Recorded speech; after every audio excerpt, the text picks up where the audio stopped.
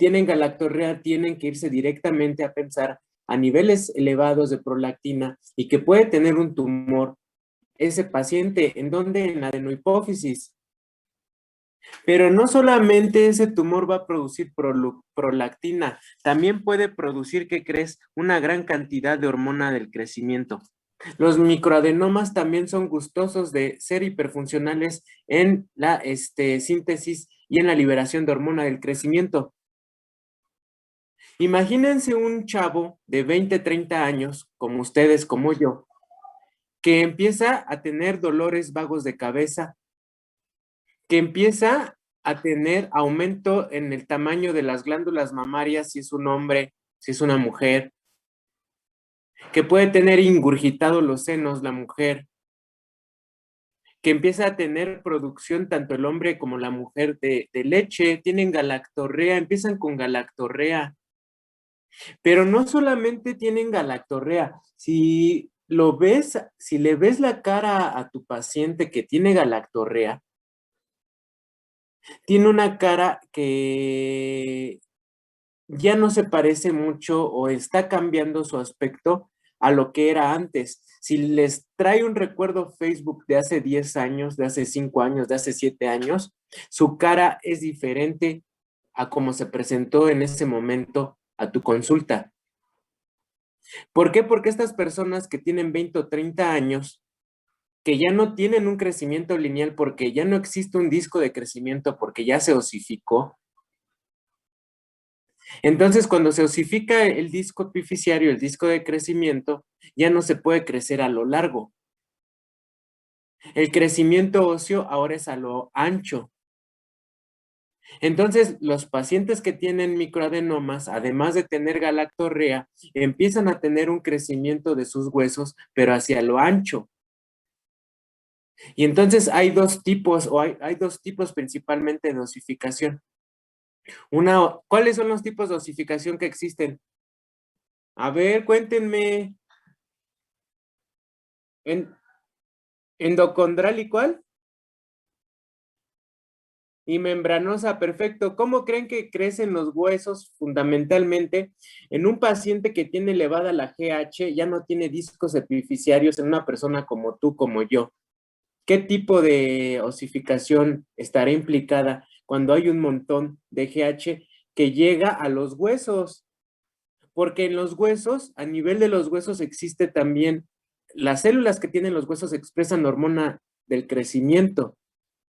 Entonces, ¿cómo crecen los huesos? A lo ancho. ¿Cómo se llama ese crecimiento? ¿Endocondral? No, ¿sí? ¿Sí es endocondral? El endocondral es un crecimiento que sucede en el crecimiento longitudinal. ¿Sí recuerdan eso o no?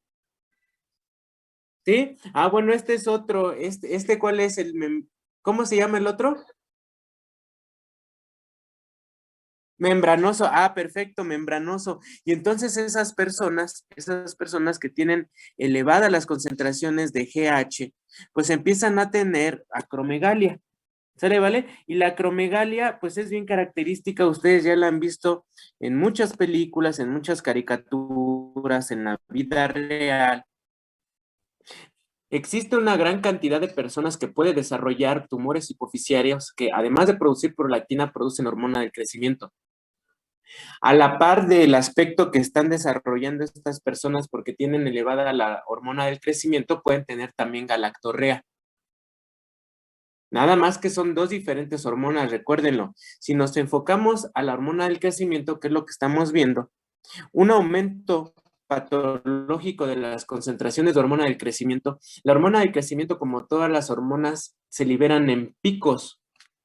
Es decir, hay situaciones en las cuales existe una liberación mayor de hormona del crecimiento de cualquier otra hormona debido a estímulos. Eso quiere decir que se liberan en picos. Cuando se requiere liberar una hormona, se libera en un pico.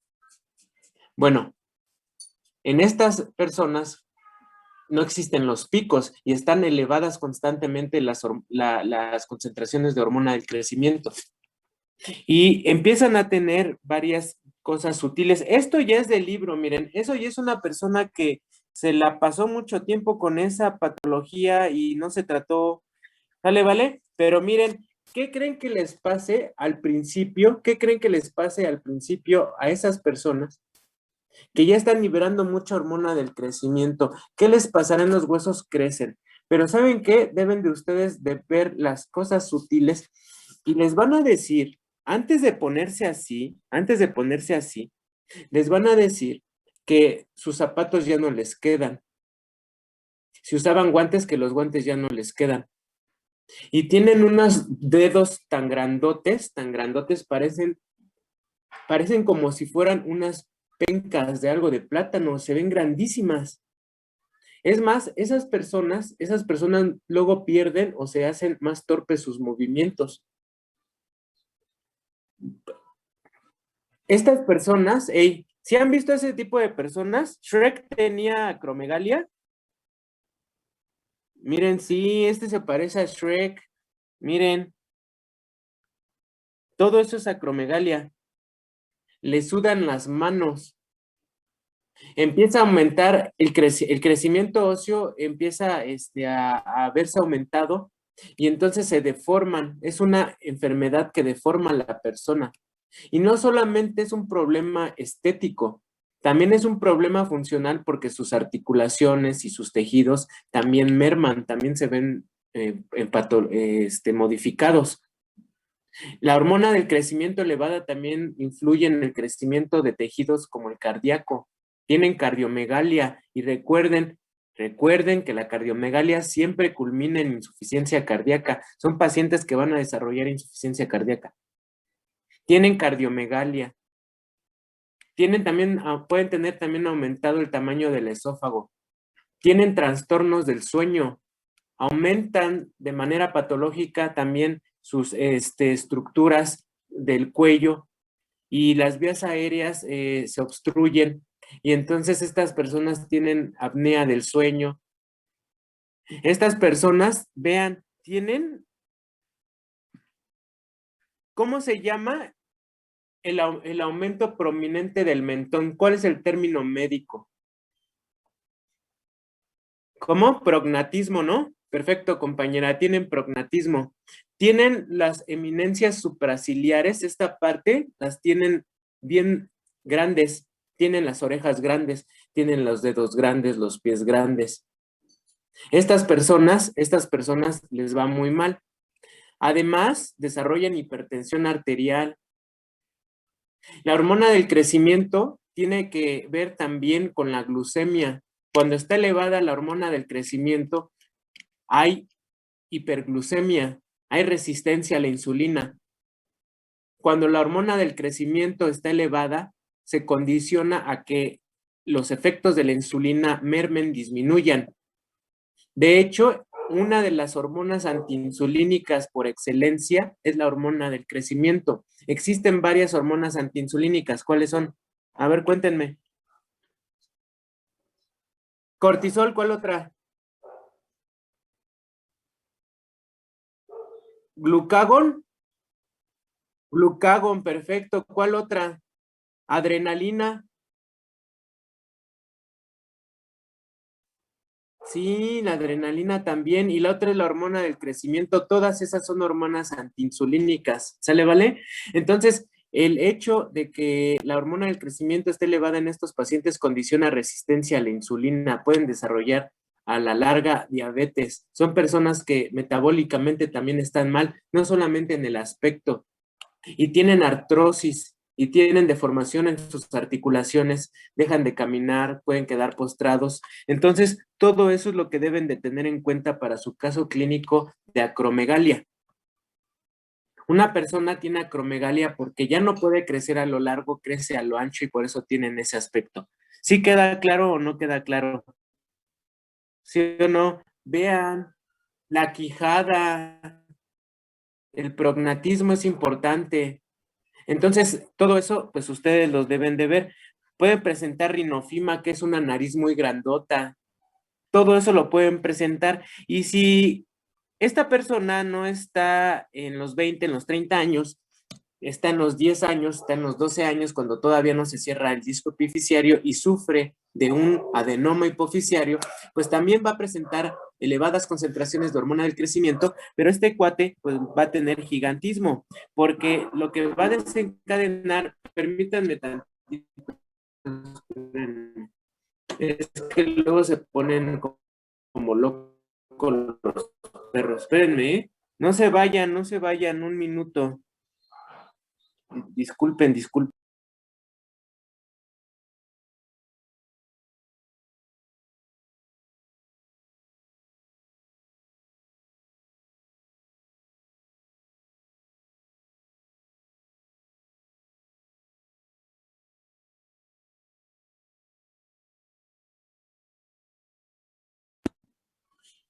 ¿Ya me escuchan?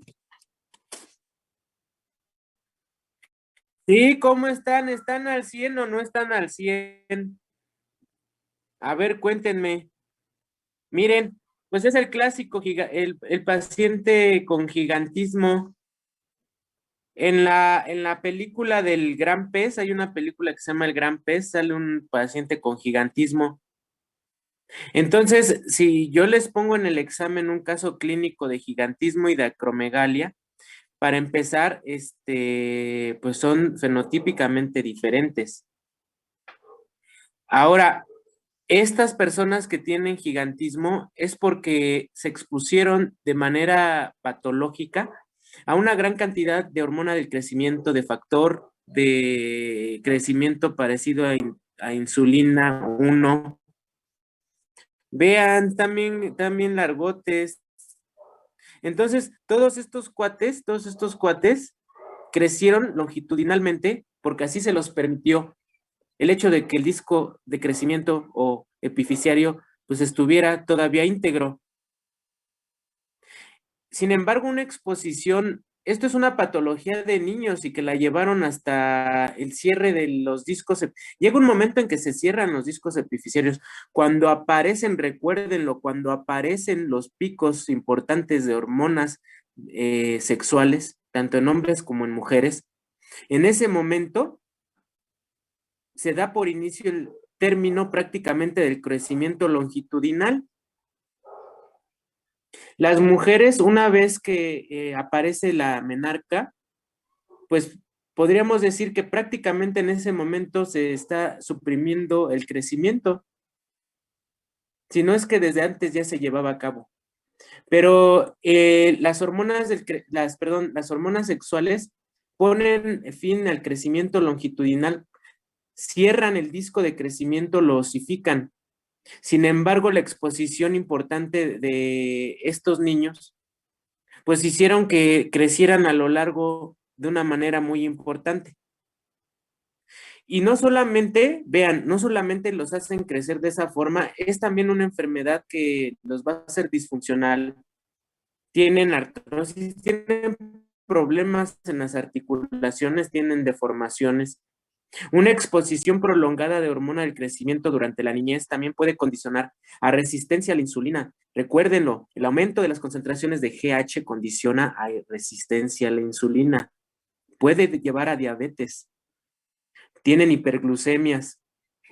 Además, se ha visto que un exceso de hormona del crecimiento en niños les disminuye el desarrollo y el crecimiento de sus genitales. Pueden tener micropenes o microfalos, los testículos más pequeños. Y en mujeres, pues sería pues un desarrollo sexual también disminuido. Entonces, no hay una relación entre la estatura y el tamaño del pene, por ejemplo. ¿Hay una relación entre la estatura y el tamaño del pene? A ver, cuéntenme, ya que estamos en fisiología y tenemos que ver hasta ese tipo de cositas así que existen, que pues, no sé para qué sirvan, ¿no? Pero, a ver, díganme, ¿existe una relación entre la altura de una persona y el tamaño de su pene? No, no existe ninguna, exactamente, no existe una relación entre una persona chaparrita o altota y y el tamaño del pene, por ejemplo. Eso quiere decir que la hormona del crecimiento en ese aspecto, pues es ajena, ahí están involucradas otras hormonas, inclusive la genética. Pero estas personas que se exponen a una gran cantidad de GH durante su niñez y que los hizo crecer un montón, pues esas personas tienen defectos y tienen una disminución en el desarrollo de órganos sexuales como el pene y tienen micropene, tienen microfalo. ¿Sí vieron a estas personas bien grandotas? ¿Han visto el nuevo de Resident Evil? Bueno, no sé quién les gusta los videojuegos, pero la que es mala es una que está bien grandota. Miren, así están. ¿Ya vieron? Eso es gigantismo. ¿Hasta cuánto crecen? ¿Alguien sabe hasta cuánto crecen?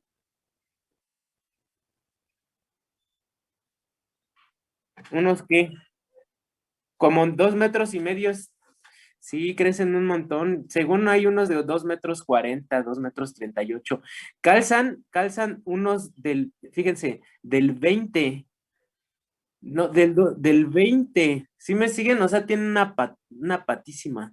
Tienen una patota de como de zapatos de payaso, así, tan grandotes. Eso es algo impresionante. De hecho, muchos de los jugadores de la NBA, al parecer, tuvieron gigantismo. Sin embargo, pues siguen siendo funcionales. Son muy grandotes y tienen un fenotipo muy extraño. Pero estas personas pues estuvieron expuestas a mucho AGH y también está mal, porque estas personas desarrollan cardiomegalia, recuérdenlo, y culminan en insuficiencia cardíaca. Todo esto, lo que les he mencionado, es tema para su examen y espero que es lo básico. Después tendrán su clase de endocrinología. Pero díganme, ¿qué se les hace a los adenomas que tienen ahí en la hipófisis? ¿Cómo los tratamos? ¿Se tratarán por cirugía o no? Sí, miren, hay una cirugía, fíjense, cirugía que se llama transesfenoidal. Vean,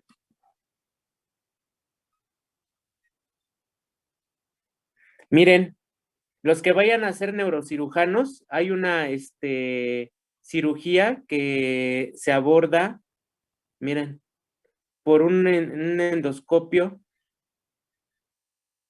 Y entonces se hace una ablación, prácticamente se llega a la hipófisis a través del esfenoides, por eso es transesfenoidal, y se puede hacer resección del tumor.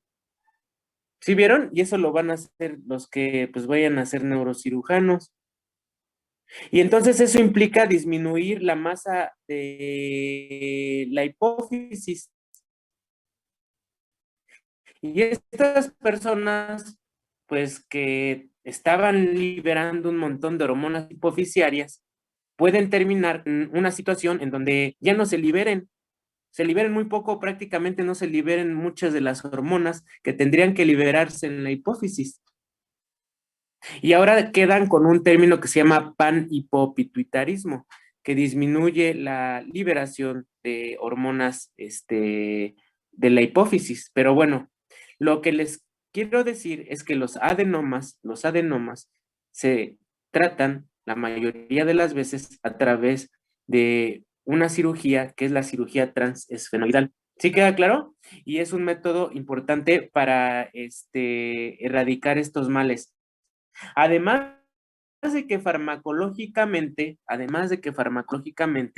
pues pueden dar algunos fármacos que traten de competir con la GH o que traten de disminuir a la prolactina. Díganme, ya están llevando díganme algún fármaco que esté involucrado o que sirva para tratar las concentraciones elevadas de GH. ¿Cuál? Tú lo has dicho, compañero, muy bien. ¿Cuál? ¿La qué? Somatostatina, perfecto. ¿Quién produce la somatostatina, compañero? A ver, dime. Clases de histología, somatostatina. Las células, las células somatotrofas, ah, las somatótrofas, ¿sí será? ¿Quién produce la hormona del crecimiento? ¿O es la misma la somatostatina y la hormona del crecimiento?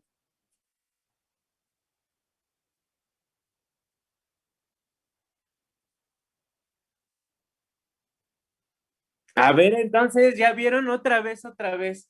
A ver, la somatotropina u hormona del crecimiento se sintetiza y se libera por parte de las células somatótropas en la adenohipófisis.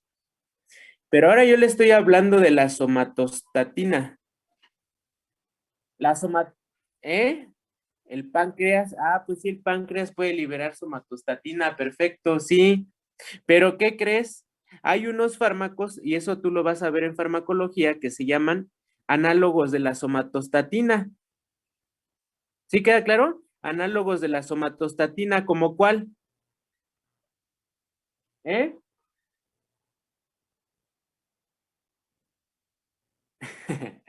Dilen que no se burlen. ¿Quién se está burlando? A ver. Ana Paula, a ver, Ana Paula. A ver, dime, Ana Paula, ¿qué onda? ¿Cómo se llaman esos? Ahora nos contestas, Ana Paula. ¿Cómo se, cómo? Sí, pero un ejemplo. Ahí está. ¿Cómo es? Octreótida, octreótide. ¿Sí recuerdan eso? ¿Qué es el octreótide?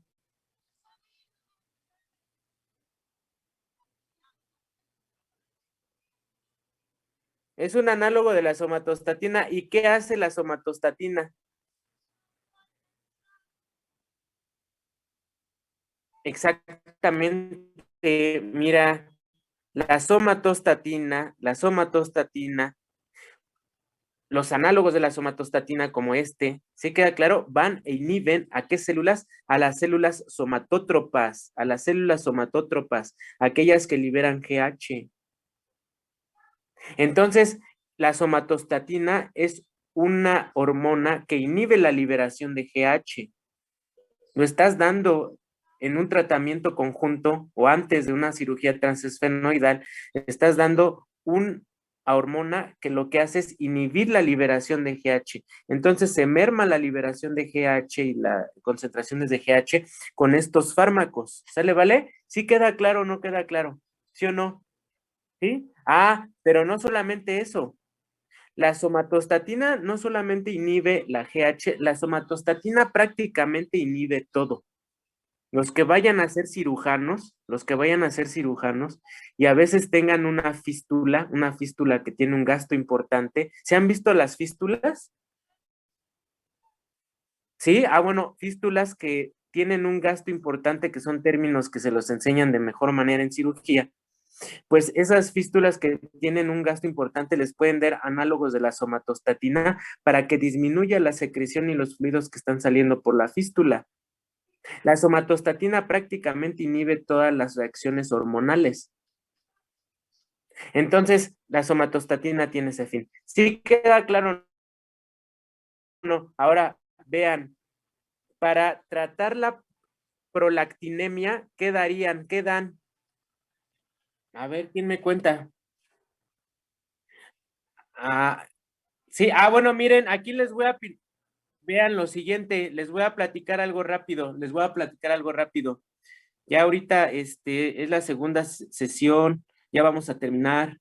Miren, esta neurona que está aquí, esa neurona que está ahí, es una neurona dopaminérgica, Los puntitos que estoy pintando, pongan atención, los puntitos que estoy poniendo ahí es la dopamina, y la dopamina la vamos a abreviar como DA.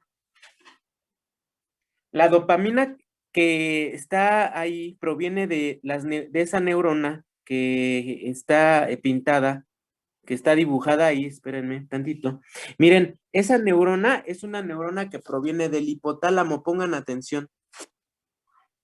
Y entonces esas neuronas son hipotalámicas y son neuronas dopaminérgicas y forman una vía dopaminérgica que se llama túbero infundibular según sus clases de neuroanatomía. Y entonces hay una vía dopaminérgica que se llama túbero infundibular y es una un haz de fibras dopaminérgicos que va y libera dopamina hacia los territorios de la hipófisis, que a través de su sistema portal la dopamina llega a qué células, pues llega a unas células que la voy a poner aquí en azul, una célula que se dedica a liberar, a sintetizar y a liberar prolactina, que son las células lactótropas. La célula que está ahí en azul es una célula lactótropa. ¿Sale, vale? Esa es una célula lactótropa. ¿Qué hace la dopamina? ¿Qué hace la dopamina en estas células? ¿Las inhibe o las estimula? ¿Quién me dice?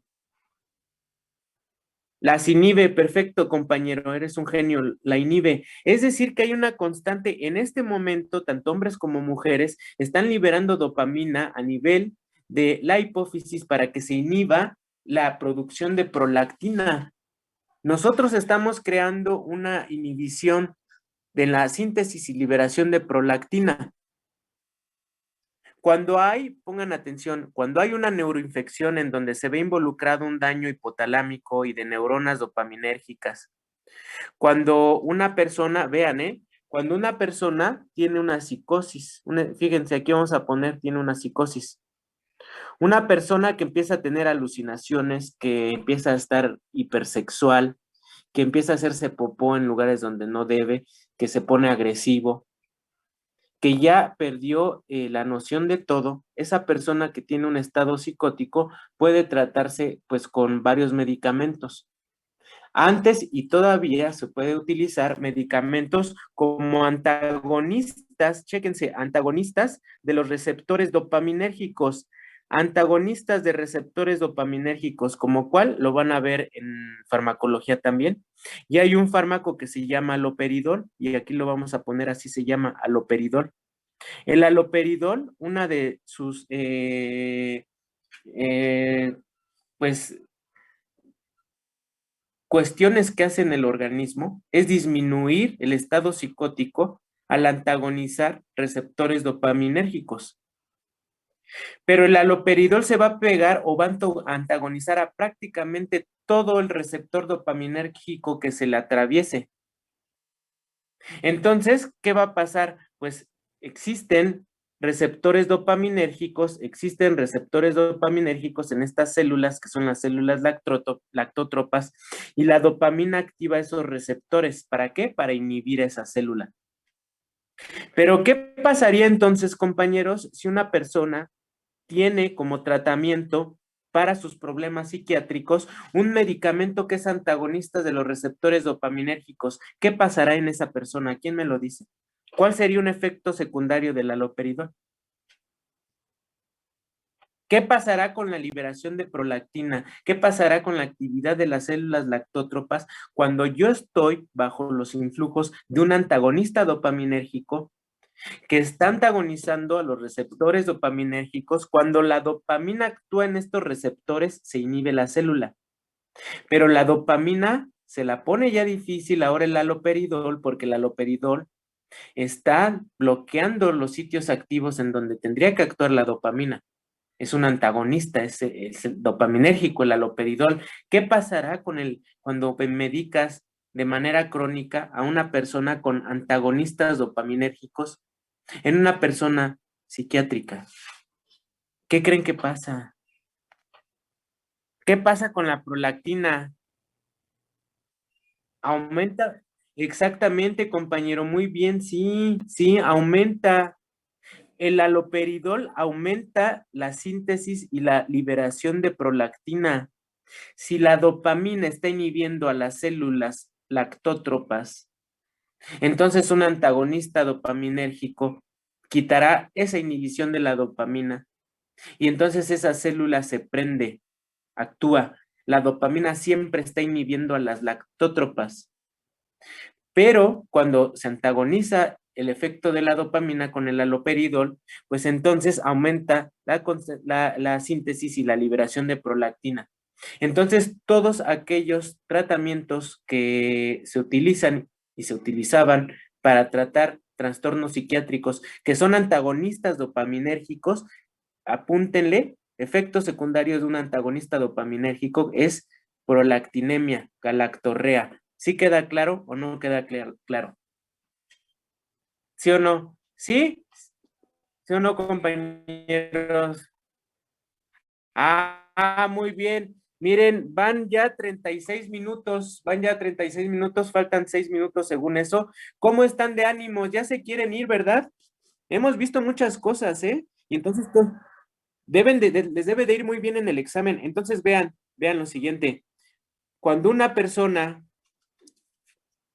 cuando una persona empieza a aumentar su tamaño de la mandíbula, de la frente, de las manos, y además tiene galactorrea, cefaleas, piensen que tengo un adenoma, piénsenlo, un macroadenoma, y mándenle a hacer un estudio. Ahora, vean lo siguiente. Ahorita nos vamos a desconectar porque se va a cortar muy feo y vamos a seguir viendo otras hormonas en las cuales están involucradas en patologías que también lo van a ver en la clínica y vamos a ver unas fotos. Entonces, vamos a tomar agua, hacer un break y regresamos con otra sesión. ¿Sale, vale? Sale, vale. Cuídense, ahorita los veo. Bye, bye.